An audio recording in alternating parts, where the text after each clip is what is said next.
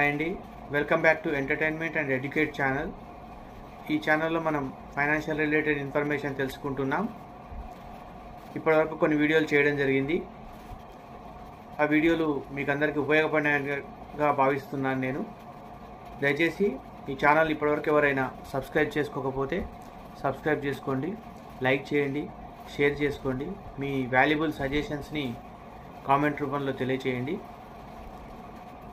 ఇక ఈరోజు మనం తీసుకున్నటువంటి టాపిక్ ఫైనాన్షియల్ ఆస్పెక్ట్స్లో బుక్ బిల్డింగ్ ప్రాసెస్ అనేటటువంటి దాన్ని మనం తీసుకోవడం జరిగింది. ఈ వీడియోలో మనం బుక్ బిల్డింగ్ ప్రాసెస్ అంటే ఏమిటి, దాన్ని ఏ సందర్భాల్లో యూజ్ చేస్తారు కంపెనీలు, అదేవిధంగా బుక్ బిల్డింగ్ ప్రాసెస్ను ఇన్వెస్టర్స్కి లేదా ఏ రకంగా ఉపయోగపడుతుంది, ఇది మనం ఈ వీడియోలో తెలుసుకుందాం. దయచేసి ఇప్పటివరకు ఇంకెవరైనా ఛానల్ని సబ్స్క్రైబ్ చేసుకోకపోతే చేసుకోండి. ఇక టాపిక్ను మొదలు పెడదాం. బుక్ బిల్డింగ్ ప్రాసెస్ అనేది కంపెనీలు పబ్లిక్ ఇష్యూలలో ఫాలో అయ్యేటటువంటి ఒక పద్ధతి. ఈ పద్ధతిలో కంపెనీల యొక్క షేర్ ప్రైజ్ని మొదటిసారి కంపెనీలు పబ్లిక్కి షేర్స్ జారీ చేస్తున్నప్పుడు ఆ షేర్ ప్రైజ్ని డిస్కవర్ చేసే మెకానిజంగా బుక్ బిల్డింగ్ ప్రాసెస్ను వాడుతూ ఉంటారు.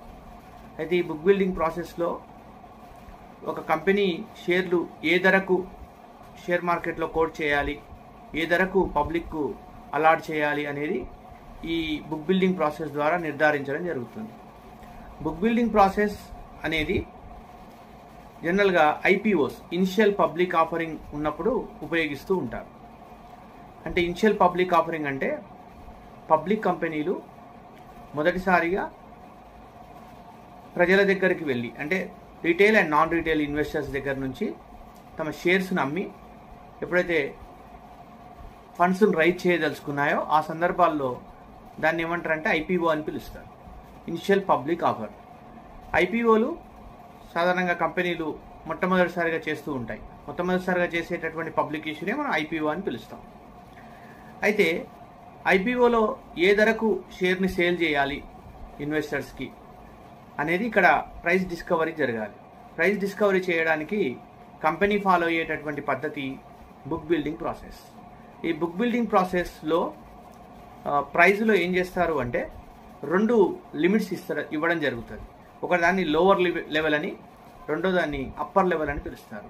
అంటే కంపెనీలు సేల్ చేసేటప్పుడు ప్రాస్పెక్టస్ను డిస్క్లోజ్ చేసేటప్పుడు అందులో పబ్లిక్ ఇష్యూ యొక్క ధరను రేంజ్ చెప్తారు. రేంజ్ అంటే ఫర్ ఎగ్జాంపుల్ ఏదైనా ఒక షేర్ని వాళ్ళు సేల్ చేస్తుంటే 3000 నుంచి 3500 అనేది రేంజ్ చెప్తారు. ఇక్కడ 3000ని మనం లోవర్ లెవెల్ అని, లోవర్ లిమిట్ అని పిలుస్తాము, లేదా 3500ని అప్పర్ లిమిట్ అని పిలుస్తాము. అయితే ఇన్వెస్టర్స్ ఏం చేయాల్సి ఉంటుంది, తాము ఎవరైనా షేర్స్ కొనాలి అనుకుంటే ఆ లోవర్ లెవెల్ అప్పర్ లెవెల్ మధ్యలో ఏదో ఒక ప్రైజ్ని కోట్ చేయాల్సి ఉంటుంది. అయితే దీని ద్వారా ఏం జరుగుతుంది అంటే ఇది ఒక ప్రైస్ డిస్కవరీ మెకానిజం. ఎందుకు, ఇన్వెస్టర్స్ ఎక్కడ ఏ ప్రైజ్కు షేర్స్ కొనడానికి ఇష్టపడుతున్నారో తెలుసుకునేటటువంటి ప్రాసెస్నే బుక్ బిల్డింగ్ ప్రాసెస్ అని పిలుస్తాం.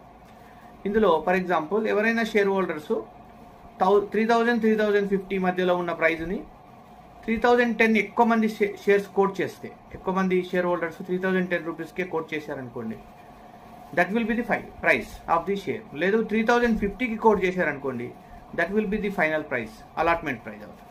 అంటే 2 బ్యాండ్ ఇచ్చి ఆ మధ్యలో ఏదో ఒక రేట్కి షేర్ హోల్డర్స్ షేర్స్ కొనడానికి ఇంట్రెస్ట్ చూపించాలి. ఆ ఇంట్రెస్టింగ్ పాయింట్ ఎక్కడైతే షేర్ హోల్డర్స్ ఇంట్రెస్ట్ చూపిస్తారో ఆ పాయింట్ని మనం అలాట్మెంట్ ప్రైస్గా డిసైడ్ చేస్తారు. దీన్నే బుక్ బిల్డింగ్ ప్రాసెస్ అని పిలుస్తారు. ఈ బుక్ బిల్డింగ్ ప్రాసెస్లో 2 లిమిట్స్ ఇస్తారని మనం తెలుసుకున్నాం. అయితే బుక్ బిల్డింగ్ ప్రాసెస్ సాధారణంగా ఏం చేస్తారు అంటే 75% తప్పనిసరిగా బుక్ బిల్డింగ్ ప్రాసెస్ ద్వారా షేర్స్ అలాట్మెంట్ జరగాలి. అంటే 25% ఏమో ప్రీఫిక్స్డ్ ప్రైస్, ఇన్స్టిట్యూషనల్ ఇన్వెస్టర్స్కి కంపెనీలు షేర్స్ అమ్ముతాయి. అంటే వాళ్ళ మధ్యలో జరిగేటటువంటి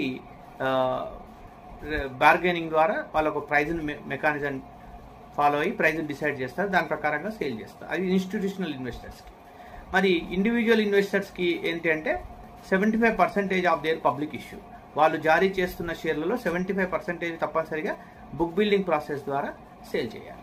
ఆ తర్వాత 75% పబ్లిక్ బుక్ బిల్డింగ్ ప్రాసెస్ ద్వారా సేల్ చేస్తున్నప్పుడు కూడా అందులో ఖచ్చితంగా 35% రీటైల్ ఇన్వెస్టర్స్కి సేల్ చేయాలి.